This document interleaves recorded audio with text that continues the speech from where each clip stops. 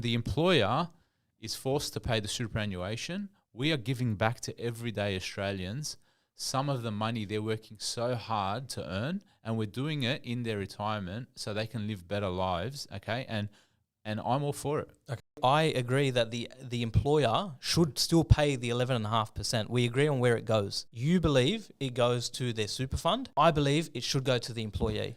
If they need more money for wages, they should be paid more wages. Yes. But we're talking about who should pay for the retirement, which is a different fund. Correct. Yeah. But here's where we're disputing. So I believe the employer should take care of its employee. Yes. And that employee should set some of that money aside for retirement.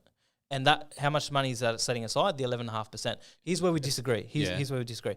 In your worldview, the government should step in and say, no, this 11.5% mandatory goes towards your super fund. I'm saying leave the choice to the employee. If the employee wants to put that 11.5% in their super fund, go for it.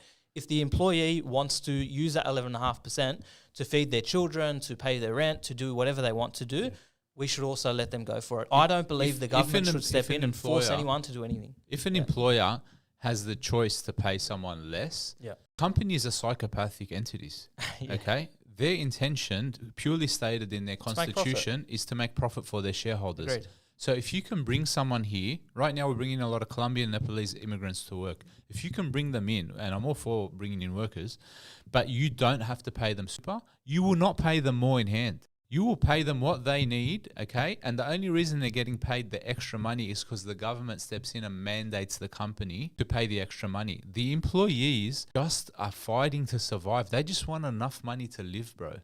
These employees are only getting paid the wages they're getting paid because the government is forcing them. They're happy to just be in a place like a beautiful country like ours. The employees are not greedy. Okay, by definition, the companies that employ them are greedy. By definition, the companies that employ them want to make profit.